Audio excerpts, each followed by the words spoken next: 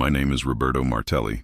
I am 41 years old, and for the last 19 years, I have served on the front lines of Milan's emergency medical services, the SUEM 118. I am a man trained in protocols, in the rigid algorithms of advanced life support, in the undeniable binary of a heart that beats and a heart that is stopped. I deal in adrenaline, intubation tubes, defibrillators, and the chaotic geography of the human body when it fails.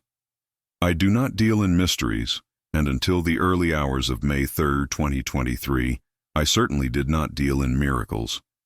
But what I am about to tell you is a sequence of events that dismantled the architecture of my skepticism, brick by brick, starting with the impossible resurrection of a child and ending with a terrifyingly precise prophecy regarding my own sister. I am writing this because there are truths that science cannot encircle, and because I was given a date and a time that I tried desperately to forget, only to see it arrive with the punctuality of a Swiss train.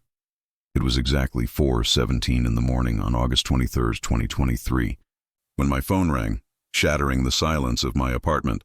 I knew who it was before I even looked at the screen, and I knew why she was calling, though every rational fiber of my brain had spent months telling me it was a coincidence, a hallucination, a stress-induced fantasy. But when I answered, and I heard Julia's voice, broken, terrified, dissolving into tears, I didn't need to ask what was wrong. She had found the lump. She had found it exactly where the boy in the jeans and sneakers had told me she would, 3 months and 20 days prior. This is not a ghost story, nor is it a parable of blind faith. It is the documentation of a collision between the clinical reality I lived in and a divine mercy I had long ago decided did not exist. To understand why this event broke me, you must understand the armor I had built around myself. You cannot survive nearly 2 decades in an ambulance in a metropolis like Milan without turning off certain parts of your soul. I have attended over 8,000 emergencies. I have scraped teenagers off the asphalt of the Tangenziale. I have held the hands of the elderly as they took their last rattling breaths in lonely apartments. And I have looked into the eyes of overdose victims in the parks near Lambrate. To do this job efficiently, you must become a mechanic of the flesh. You treat the body, you stabilize the vitals, you transport. You do not absorb the grief. You do not ask why. If you start asking why, you burn out or you go mad. My family, particularly my mother and my younger sister Julia, often accused me of becoming cold. They were right. I had become a technician of survival, and in the process, I had lost the ability to feel anything beyond the immediate adrenaline of the code red. Julia was my antithesis. At 33, she was radiant, a physical education teacher with an energy that seemed inexhaustible. She was the one who remembered birthdays, who organized the Sunday lunches I often skipped, and who, with annoying persistence, tried to drag me back to the church. I had abandoned my faith years ago, somewhere between my 3rd and 4th year as a paramedic, after seeing a family of 4 wiped out by a drunk driver on Christmas Eve. I remember looking at the wreckage and thinking that a benevolent God would not allow such geometric precision in tragedy.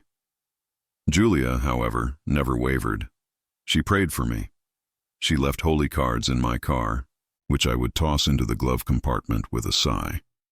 She believed in intercession, in saints, in the unseen thread connecting us to the divine. I believed in epinephrine and chest compressions. We loved each other deeply, but we lived in different universes. The night that changed everything began as a typical shift. It was the night between the 2nd and 3rd of May 2023. The weather in Milan was damp, a heavy spring humidity hanging over the city. My partner that night was Marco, a veteran like myself, a man of few words who drove the ambulance with the precision of a Formula One pilot. We had dealt with the usual routine: a drunk fight outside a bar in Navigli, an elderly woman with respiratory distress, a false alarm at a metro station. By 3:00 a.m., the city had settled into that uneasy quiet that only exists in the brief window before the bakeries open and the delivery trucks start their rounds. We were parked near the central station, drinking terrible coffee from a thermos, waiting for the radio to crackle. "It's too quiet," Marco had muttered, checking his watch. "I hate it when it's this quiet." He was right to be suspicious. At 3:42 a.m., the dispatch radio screamed to life with the distinctive three-tone alert that signals a maximum priority emergency. Centro Operativo to Unit 44, Code Red, Pediatric Cardiac Arrest, via Padova, number 84, male, 8 years old. Caller reports the child collapsed while playing. CPR in progress by family members. The word pediatric changes the temperature in an ambulance instantly. We stopped being tired. Marco threw the coffee out the window and slammed on the sirens before I had even finished buckling my seatbelt. The drive to Via Padova was a blur of blue lights reflecting off wet pavement. We wove through the empty streets, running red lights, neither of us speaking. In our line of work, a child in cardiac arrest is the scenario we fear most.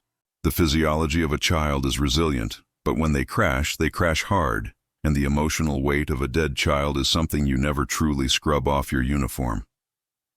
We arrived at the apartment block in Via Padova in 6 minutes. It was a chaotic scene, a multi-ethnic neighborhood, a cramped apartment on the 3rd floor. The door was open, and we could hear the screaming from the stairwell. When we entered the living room, the smell of panic was thick in the air, a mix of sweat, fear, and the metallic tang of impending death. The boy, Luca, was lying on the rug in front of the television, a game controller still near his hand. His father was performing clumsy, desperate chest compressions while the mother wailed in the corner, clutching her hair, rocking back and forth. "Take over," I shouted, dropping the heavy medical bag. Marco immediately moved the father aside and took position over the child's chest, beginning the rhythmic, forceful compressions required to pump blood manually. I knelt by the boy's head. He was cyanoticus, lips were blue, his skin a terrifying shade of gray. There was no rise and fall of the chest. I placed the pads of the defibrillator on his small torso. The monitor confirmed our worst fears. A systole, a flat line. There was no electrical activity in his heart. "Time down?" I asked the father, my voice sharp, cutting through the hysteria. I don't know, he sobbed. "Maybe 10 minutes? He just fell over. He didn't make a sound." 10 minutes without oxygen is an eternity for the brain. At that moment, the clinical part of my mind calculated the odds. They were virtually zero. But we do not stop. We work the algorithm. I intubated the child, securing his airway. I drilled into his tibia to establish an intraosseous line because his veins had collapsed. We pushed epinephrine. We pushed fluids. We continued the cycle of compressions. 2 minutes, check rhythm, nothing. Epinephrine. 2 minutes, check rhythm, nothing. The room was suffocating. The mother's wailing had turned into a low, guttural prayer. Please, God. Please, God. Not my Luca. We worked on him for 47 minutes. It is an exhausting, brutal physical effort. Sweat was dripping from Marco's forehead onto his uniform. My hands were cramping from squeezing the ventilation bag. We had tried everything. Atropine, bicarbonate, high-quality CPR. The monitor remained stubbornly flat. The boy was gone. His pupils were fixed and dilated. The lack of oxygen would have caused massive, irreversible cortical damage even if we managed to get a pulse back now. At 4:33 a.m., Marco looked up at me, his eyes hollow. He stopped the compressions for a second. "Roberto," he whispered, breathless. "It's been almost 50 minutes. He's cold. The capnography is flat. He's gone." I looked at the boy's small, lifeless body. The video game was still paused on the screen, a frozen image of a cartoon character mid-jump. The cruelty of it was overwhelming. I looked at the parents. I had to make the call. I had to be the one to tell them that their son was dead. I took a deep breath, preparing the standard professional phrases of condolence, preparing to note the time of death. "Stop compressions," I said, my voice heavy. Time of death, 4:33. It was exactly in that fraction of a second, as the silence of the room seemed to expand to crush us, that the air pressure beside me changed. It wasn't a wind, and it wasn't a sound. It was a density, a sudden inexplicable presence that made the hair on my arms stand up. I turned my head to the right, expecting to see a family member or a police officer who had arrived late. Instead, I saw a boy. He was standing right next to me, amidst the tangle of wires and medical waste. He looked to be about 15 years old, He was not transparent, nor did he glow. He looked as solid as Marco, as solid as the walls. He was wearing modern Nike sneakers, dark jeans, and a red polo shirt with a fleece jacket over it. He had curly dark hair and a pleasant, slightly round face. But what struck me most were his eyes, calm, intelligent, behind a pair of glasses and the logo on his t-shirt, which I could see peeking out. Highway to Heaven. The logical part of my brain misfired. Who let a teenager into a crime scene? Why was he smiling in a room filled with death? But then I realized that Marco didn't see him. The parents, still sobbing, didn't look at him. He was looking only at me. "Don't stop now, Roberto," the boy said. His voice was not loud, but it resonated inside my chest, bypassing my ears entirely. It was a voice of absolute authority wrapped in gentleness. I froze, the laryngoscope still in my hand. "Who are you?" I whispered, my voice trembling. Marco looked at me, confused. "Roberto? Who are you talking to?" The boy ignored Marco. He pointed a finger at Luca's chest. "Try 3 more minutes, just 3. At 4:36, his heart will start again." "This is impossible," I stammered, feeling a wave of dizziness. "He's been down for an hour. He's dead." The boy adjusted his glasses, a gesture so human and casual it was disarming. "My name is Carlo Acutis. I died on October 12, 2006, at San Gerardo Hospital in Monza. Leukemia took me quickly. I was born on May 3, 1991, in London. Today is my birthday, Roberto, and today Luca gets to stay." I stared at him. The name rang a faint bell, something Julia had mentioned, something about a cyber apostle, a millennial saint. But my mind couldn't process the theology. It was stuck on the physical impossibility of the figure standing before me. "Why?" I asked. "Because the Eucharist is the highway to heaven," he said, referencing the shirt he wasn't wearing. But the quote I suddenly remembered Julia telling me. "And because you need to see this. Resume compressions, Roberto.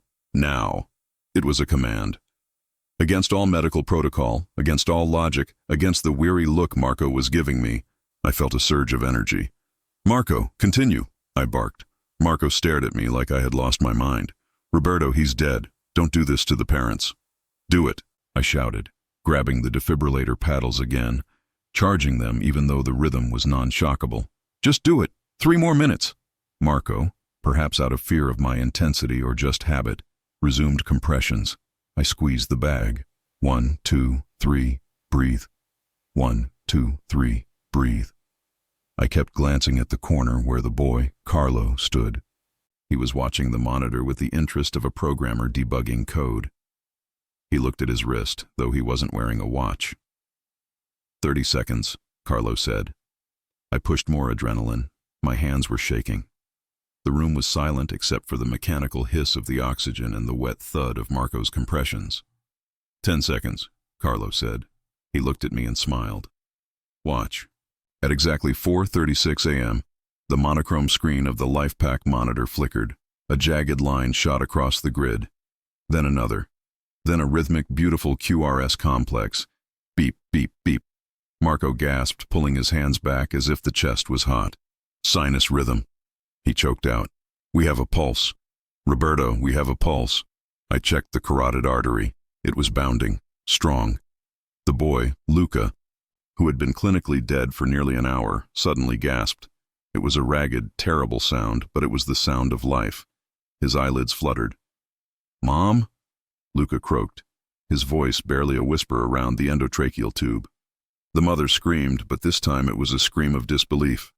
She threw herself toward the child. Marco was stunned, checking the vitals again and again. Oxygen saturation rising. 98%. Blood pressure stabilizing. This doesn't happen. Not after this long. I looked up. Carlo Acutis was still there. He hadn't moved. He was watching the reunion of the mother and child with a look of profound satisfaction. As we scrambled to package Luca for transport, securing him to the spinal board and preparing the stretcher, the chaos of the save took over. But I couldn't take my eyes off the visitor. As we lifted the stretcher, Carlo stepped closer to me. The parents were rushing out the door. Marco was radioing the hospital with a voice that shook with adrenaline. It was just me and the boy in the sneakers for a brief second in the hallway. "Roberto," he said. The playfulness was gone from his face, replaced by a solemn intensity. "I need to give you a message. It is the reason I was allowed to come here." "A message?" I asked, wiping sweat from my eyes. "About Luca?" "No, about your sister, about Julia." My blood ran cold. "Julia? What about her? Is she okay?" Carlo looked at me with eyes that seemed to hold the weight of centuries. "She is healthy now, but you must listen carefully. You must write this down. On August 23rd, 2023, at 4:17 in the morning, she will discover that she has breast cancer." I felt like I had been punched in the gut. "No, she's 33. She's an athlete. She doesn't smoke. It will be an invasive ductal carcinoma stage 2 in the upper left quadrant," Carlo continued, using medical terminology with the precision of an oncologist. "She will find the lump during a routine self-exam. She will call you in terror." "Why are you telling me this?" I hissed, anger rising to mask the fear. "Is she going to die? Is that it?" "No," Carlo said firmly. "She will live, but only because of the early diagnosis, because she will find it that morning. The treatment will be hard chemotherapy, radiation, surgery. But in 18 months, she will be cancer-free. But Roberto, this is not just about her body." "What is it about then?" "It is about your soul," Carlo said. "You have saved 847 lives in your career, Roberto. I know the number, but you are losing your own. Julia has prayed for your conversion every day for 10 years. This trial, this cancer, it will be the bridge. On August 23rd at 4:17 a.m., when she calls you, you will have a choice. You can be the skeptic who dismisses her fear, or you can be the brother who believes in miracles. You have to help her carry this cross." "I don't believe in this," I whispered, though the boy's presence was the most real thing I had ever experienced. "You will," Carlo said. "Write down the date. August 23rd, 4:17. Don't forget." "Wait," I said, reaching out a hand. "How can I know this is real? How can I know I'm not hallucinating from stress?" Carlo smiled again, that youthful modern smile. "Because Luca is alive, and because I am still working. There are many databases in heaven, Roberto. I'm just organizing the data." And then, as we turned the corner of the stairwell to bring the stretcher down to the street, he was gone. He didn't fade away. He simply ceased to be there, as if someone had deleted his avatar from a screen. The ride to San Rafael Hospital was a blur. Luca remained stable, his neurological function miraculously intact. The doctors in the ER couldn't explain it. "Downtime of 50 minutes, the attending physician asked me, looking at the chart. "And he's talking. This is biologically inconsistent." "I know," I said, staring at my hands. "I know." That night, when I finally got back to my apartment, I didn't sleep. I sat at my kitchen table, my uniform still smelling of the emergency. I took a piece of paper and a pen. My hand hovered over the page. It felt insane. It felt like a betrayal of my scientific training. But the image of the boy in the Nike sneakers was burned into my retinas. I wrote it down. August 23rd, 2023. 4:17 a.m. Julia, breast cancer, left side. I folded the paper and put it in my wallet behind my ID card. And then, the long wait began. The weeks that followed the incident in Via Padova were a strange purgatory for me. I went to work. I treated patients. I drove the ambulance. But a part of me was constantly observing, waiting for the glitch in the matrix to reappear. I checked on Luca's progress obsessively. He was discharged from the hospital 10 days later with 0 brain damage. The neurologist called it a medical anomaly. His parents called it a miracle.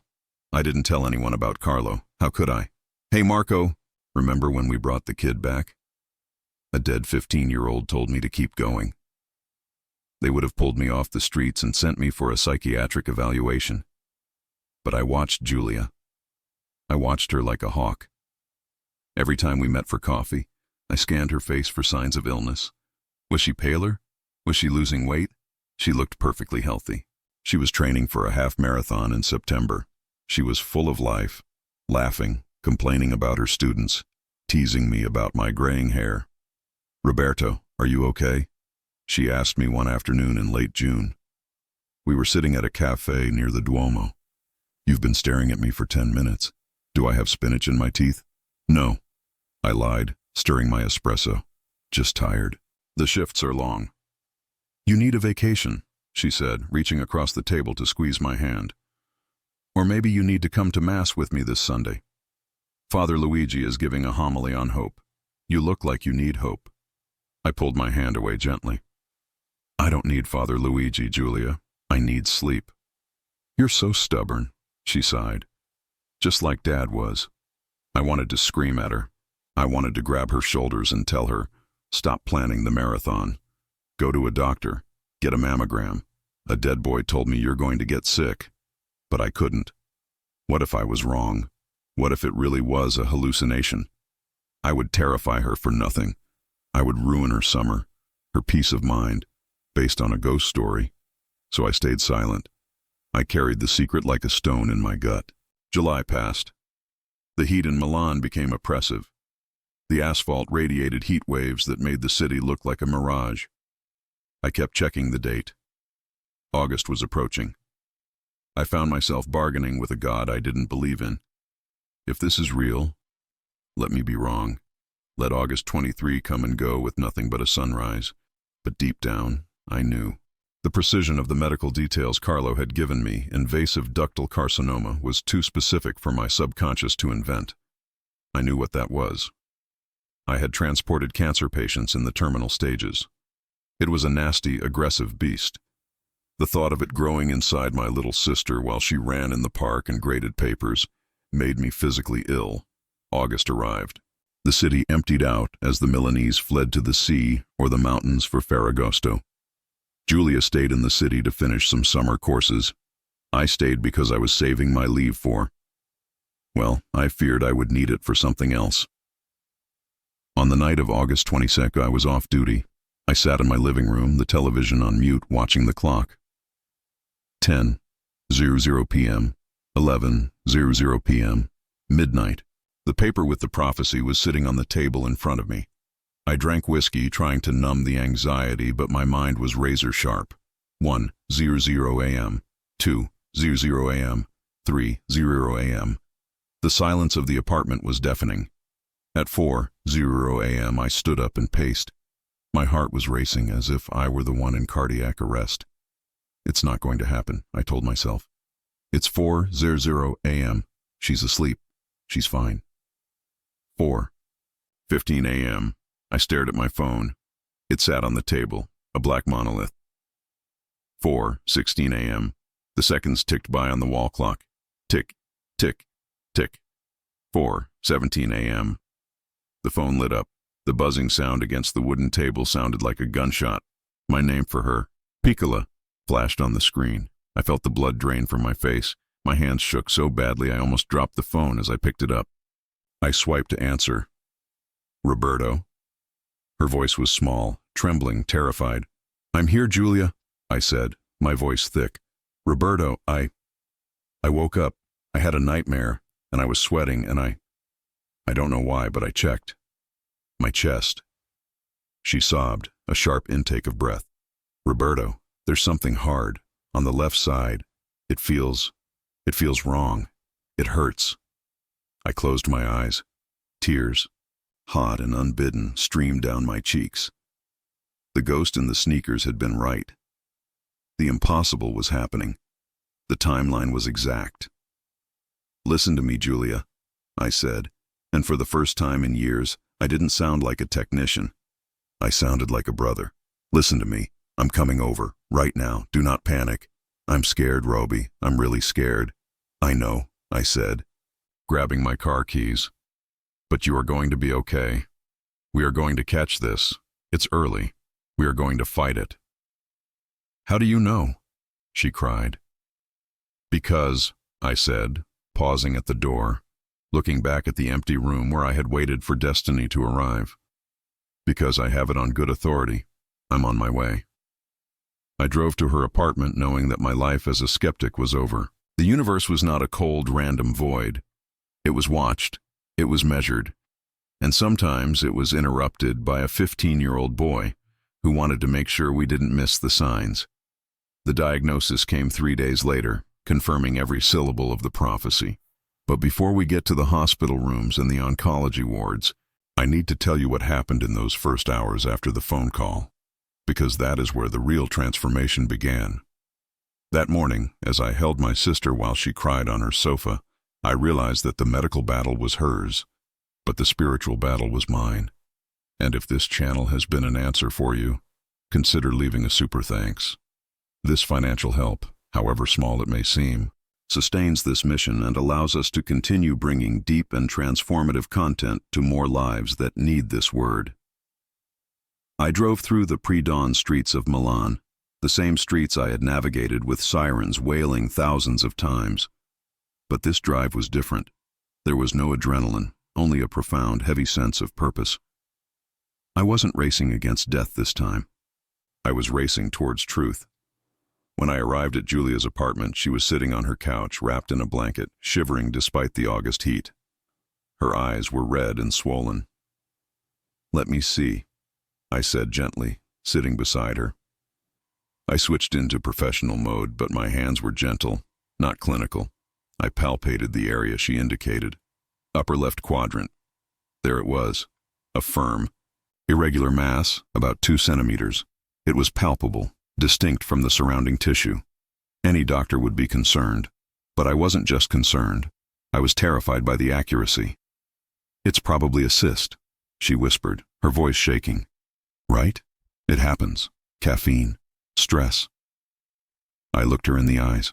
I couldn't lie to her, but I couldn't tell her the whole truth yet either. "Julia, we need to get this checked immediately.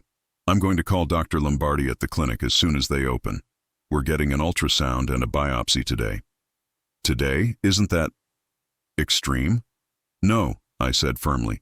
"We are not waiting." The next 48 hours were a whirlwind of medical bureaucracy that I navigated with the aggression of a bulldog. I called in favors. I bypassed waiting lists. By 10:00 a.m. that same morning, we were in the radiology department. By 2:00 p.m., she had a core needle biopsy. The wait for the pathology report usually takes a few days. I pushed. I sat in the pathologist's office, a man I had known for 10 years. "I need to know, Marco. Don't make me wait." He called me into his office on August 25th. He looked grim. He turned the computer screen toward me. "Invasive ductal carcinoma," the report read. "Grade 2. ER positive, PR positive, HER2 negative." I stared at the screen. It was exactly what Carlo had said, down to the staging. "It's caught early, Roberto," the doctor said, trying to offer comfort. "Stage 2. No lymph node involvement detectable yet. It's treatable, curable." I nodded, feeling a strange sense of calm wash over me. The terror of the unknown was gone, replaced by the certainty of the plan. Carlo had said she would live. He had said 18 months. I went back to the waiting room where Julia was sitting, twisting a rosary in her hands, the same rosary she had tried to give me a dozen times. I sat down next to her. I took her hands in mine. "It is cancer, Julia," I said. She gasped, a sound like a wounded animal, and tears instantly flooded her eyes. "Oh God, oh God." "But listen to me," I said, gripping her hands tighter. "You are going to live. I know this. I know it with a certainty I cannot explain yet, but you have to trust me. We are going to do the chemo. We are to do the surgery, and in a year and a half, you are going to be running marathons again." She looked at me, searching my face. She saw something there that hadn't been there in 20 years. She didn't see the cynical paramedic. She saw hope. "You believe that?" she asked. "I believe it," I said. "And I'm going to start going to Mass with you, starting this Sunday." Her eyes widened. Even in the midst of her devastation, the shock of my statement broke through. "What?" "You heard me. I'm coming back. I have met someone who convinced me." The treatment began 2 weeks later. It was brutal. Chemo is a poison you accept to kill the thing that is killing you. I watched my vibrant sister lose her hair. I watched her lose her color. I watched her vomit until she was dry heaving. There were nights when she wanted to give up, when the pain was too much. One night in November, she was lying in her hospital bed at San Rafael, hooked up to the IV drip. She was pale, exhausted, her head wrapped in a scarf. "I can't do this, Roby," she whispered. I can't do this, Roby," she whispered. "It's too much. I feel like I'm dying anyway. Why prolong it?" I looked at the IV drip, counting the drops, the toxic rhythm that was saving her life. This was the moment. This was the crossroads Carlo had warned me about. I could be the brother who offered empty platitudes, or I could be the witness to the impossible. I reached into my back pocket and pulled out my wallet. The leather was worn, shaped by years of sitting in the ambulance driver's seat. I extracted the folded, creased piece of paper that I had carried since May. "You aren't going to die, Julia," I said, my voice steady, cutting through the hum of the hospital machinery. And I don't say that as a hopeful brother. I say that as a man who was given the schedule. I unfolded the paper and placed it in her trembling hand. She looked down, her eyes struggling to focus on my scrawled handwriting. August 23rd, 2023. 4:17 a.m. Julia, breast cancer, left side. She stared at it for a long time, then looked up at me, confusion warring with the pain in her face. "You wrote this before?" "I wrote this on May 3rd, I told her. "The night we brought the boy back. The night I told you I was just tired." I held her hand and told her everything. I told her about the suffocating apartment in Via Padova, the flat line on the monitor, the despair of the parents. I told her about the boy in the red polo shirt and the Nike sneakers who stood amidst the medical debris, looking like he had just stepped out of a computer lab in heaven. I told her about his calm command to continue compressions when science said it was futile, and I told her about the message he had sent specifically to her. "He said 18 months, I said, squeezing her fingers. "He said the road would be brutal. He didn't lie about the pain, but he promised the outcome. You are walking through hell, Julia, but you have a map. You are coming out the other side." Julia listened, tears sliding silently down her pale cheeks. She didn't question my sanity. She knew me too well. She knew I was a creature of evidence, a man who required proof for everything. The fact that I was telling her a ghost story was, in itself, the greatest proof she could have asked for. "Carlo Acutis," she whispered, a smile breaking through her agony. "He was wearing sneakers and jeans," I nodded. "He looked like one of your students." She closed her eyes, clutching the note to her chest as if it were a relic. The tension in her body seemed to dissolve, replaced by a resolve that was almost tangible. "Okay," she breathed. "Okay. If the computer geek saint says I have 18 months, then I can do 18 months. From that night on, the dynamic of our battle changed. The chemotherapy did not become physically easier. The nausea was still violent, the fatigue still bone-crushing, but the terror was gone. We were no longer fighting in the dark. We were fulfilling a prophecy. I kept my promise, too. On the following Sunday, I walked into the parish church of Santa Maria. I felt awkward, stiff in my button-down shirt, a stranger in a land I had exiled myself from. But as the liturgy unfolded, I found myself looking at the altar not as a performative stage, but as the highway Carlo had mentioned. I didn't find sudden ecstasy, but I found a quiet, steady frequency, a signal in the noise. The months ground on. Winter turned to spring. Julia underwent a mastectomy in March 2024, followed by radiation. Her hair began to grow back, a soft fuzz at first, then distinct curls. We marked the time not by the calendar, but by the countdown. I kept tabs on Luca, the boy from Via Padova. He was back in school, playing soccer, completely unaware that his survival had been the catalyst for my own salvation. His mother sent me a card at Christmas, thanking me for the miracle. I pinned it to my refrigerator, right next to a holy card of Carlo Acutis that Julia had finally succeeded in giving me. The 18-month mark arrived in February 2025. The final PET scan was scheduled for a Tuesday morning. The oncology waiting room was the same as always, quiet. filled with old magazines and anxious glances. But Julia sat with her back straight, reading a book. When Dr. Lombardi called us in, he was smiling before he even sat down. "Complete remission," he said, turning the monitor to show us the clean, beautiful scan of her body. "No evidence of disease. It's remarkable, Julia. Given the initial grade of the tumor, your recovery has been textbook perfect." Julia looked at me. We didn't say a word. We didn't need to. The Swiss train had arrived at its final destination, exactly on time. 2 weeks later, we took a trip. We didn't go to the beach to celebrate, and we didn't throw a party. We drove south, leaving the gray skies of Milan for the rolling green hills of Umbria. We arrived in Assisi in the late afternoon, the golden light hitting the stone basilica in a way that made the whole town look like a painting. We walked to the sanctuary of the spoliation. It was quiet inside. We made our way to the tomb near the front. And there he was. I had seen dead bodies my entire adult life. I had seen them broken, blue, and empty. But looking through the glass at the body of Carlo Acutis, I didn't feel the cold recoil of death. He was dressed exactly as I had seen him in that cramped apartment. Jeans, sneakers, a fleece jacket.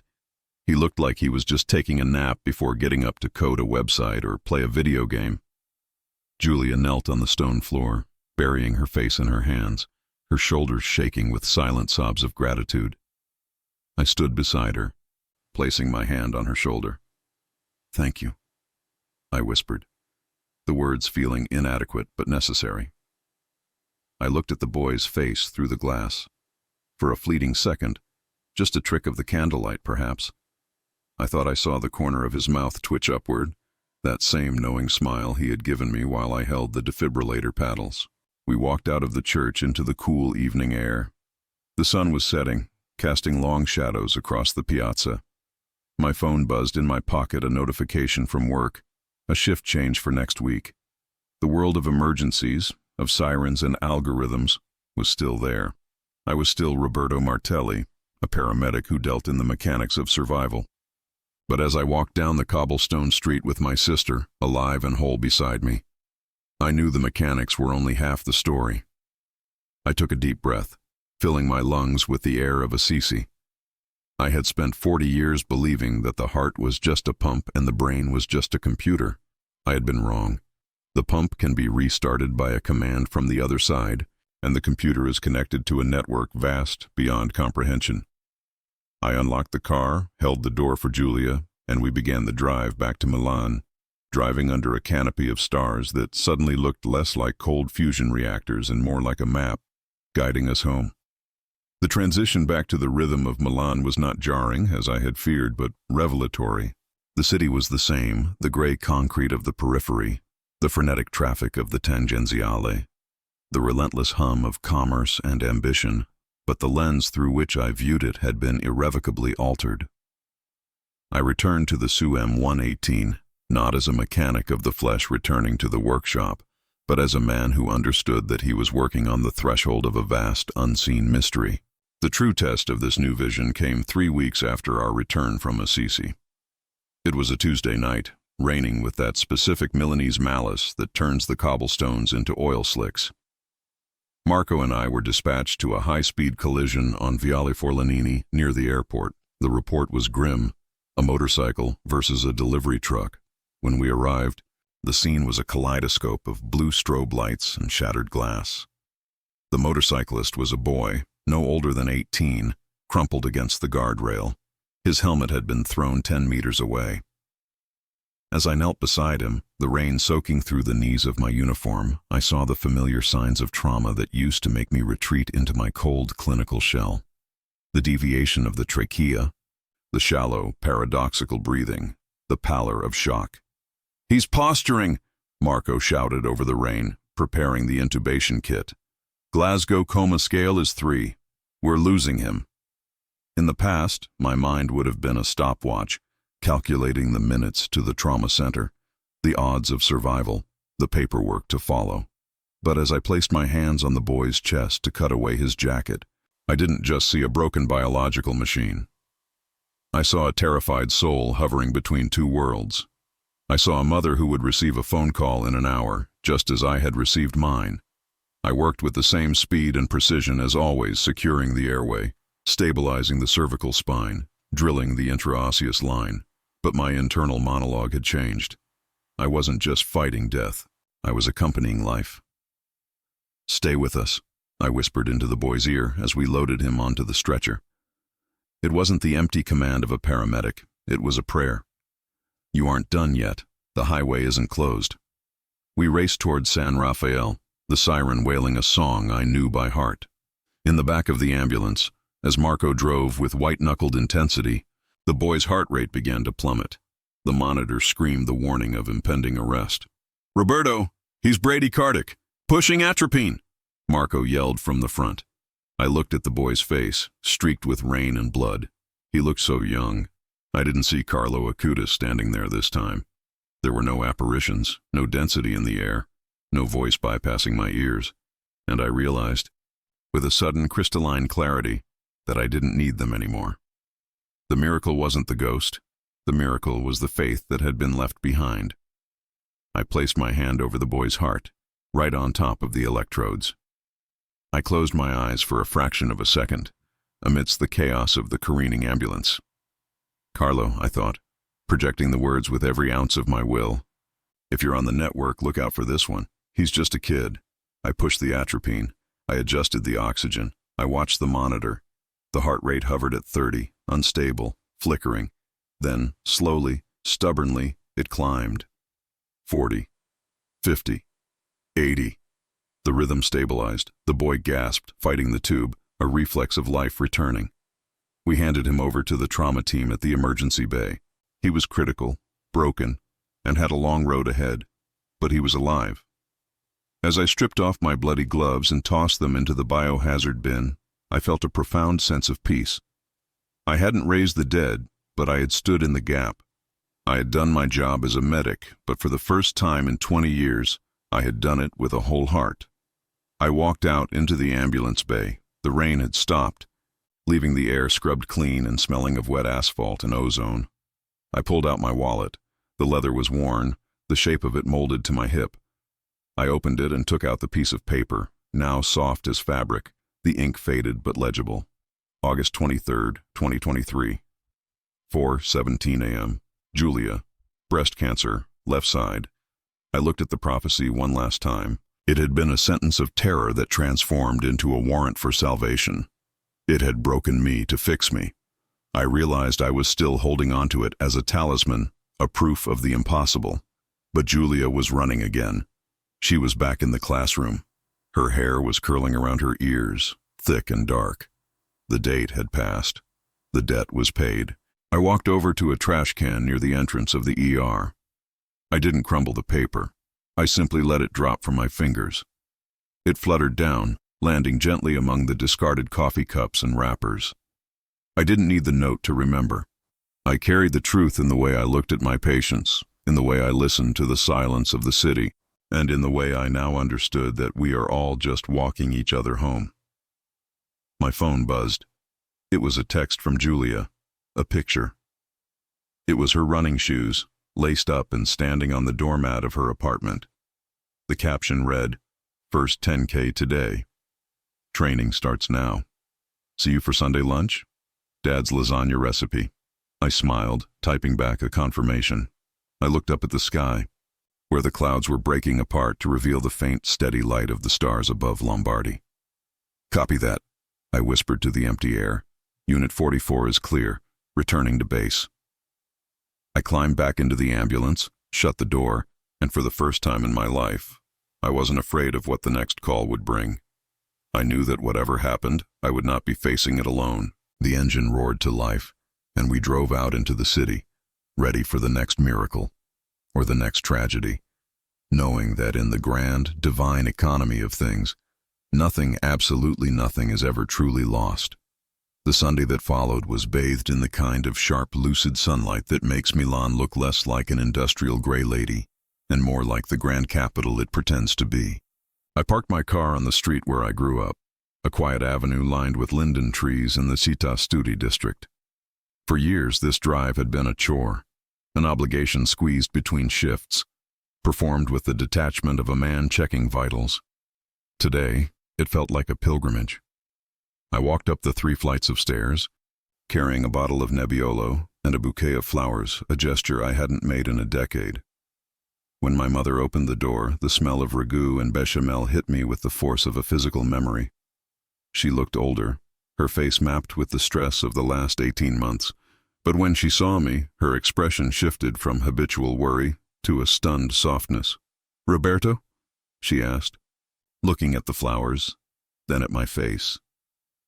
She was searching for the impatience, the glancing at the watch, the vibrating leg of a man who wants to be anywhere else. She didn't find it. "Ciao, Mama," I said, stepping inside and kissing her on both cheeks. "I'm early." Julia was already at the table, setting out the silverware. She wore a simple white blouse and jeans, and the sunlight catching her profile illuminated the soft, dark curls of her new hair. She didn't look like a survivor. She looked like a victor. When our eyes met, there was a silent communication, a frequency only we could hear, broadcasting the secret of the boy and the sneakers and the promise kept. We sat down. The lasagna was placed in the center of the table, bubbling and golden, a masterpiece of domestic engineering that my father had perfected and my mother had preserved. In the old days, the days of the mechanic, the technician, I would have already reached for the serving spoon, eager to eat and leave. But today, the silence that fell over the table was not heavy. It was expectant. My mother looked at Julia, then at me, hesitating. She made the sign of the cross, a reflex she usually performed quickly, expecting my subtle eye roll or my sudden interest in my phone. "Bless us, O Lord," she began, her voice quiet. I didn't reach for my phone. I didn't look away. I folded my handshans that had cracked ribs, intubated tracheas, and held the line between life and death, and I bowed my head. "And these thy gifts," I joined in, my voice steady and clear, resonating in the small dining room. My mother stopped. She opened her eyes, staring at me with a trembling chin. Julia reached out under the table and squeezed my knee. I didn't stop. I finished the prayer, the ancient words tasting strange but right on my tongue, like a language I had forgotten I spoke, "which we are about to receive from thy bounty, through Christ our Lord. Amen." "Amen," Julia whispered. "Amen," my mother choked out, wiping a tear from her cheek with the back of her hand. She didn't ask questions. She didn't need to. The miracle she had prayed for wasn't just the remission of her daughter's cancer. It was the resurrection of her son's heart. We ate, we laughed, we argued about politics and football, the mundane liturgy of an Italian family restored. But as I looked around the table, I saw the invisible thread that Carlo had spoken of. It connected the food to the hunger, the mother to the children, the living to the dead, and the skeptic to the divine. Later that afternoon, I stood on the balcony, watching the sun dip below the skyline of the city. The Duomo's spire was just visible in the distance, a golden needle stitching the sky to the earth. I thought about the algorithm I had lived by for 20 years. Cause and effect, trauma and treatment, life and death. It was a valid algorithm, but it was incomplete. It lacked the variable of grace. I took a sip of espresso and closed my eyes, listening to the hum of the city. I was still Roberto Martelli. I would still see things that would break a lesser man. I would still scrape tragedy off the asphalt and fight the reaper with adrenaline and plastic tubes. But I was no longer fighting in a vacuum. The boy in the Nike sneakers had been right about everything. The date, the time, the diagnosis, the cure. But his greatest accuracy was about the destination. We are all just distinct data points on a vast, interconnected network, moving toward a server that holds every backup, every memory, and every love we thought we had lost. I turned back toward the living room, where Julia was showing our mother photos from Assisi. I smiled, feeling the weight of the prophecy finally lift, replaced by the lightness of a simple, terrifying, wonderful truth. I wasn't just a paramedic anymore. I was a witness. I stepped back inside and slid the glass door shut, sealing out the noise of the world, ready to finally, truly, be home.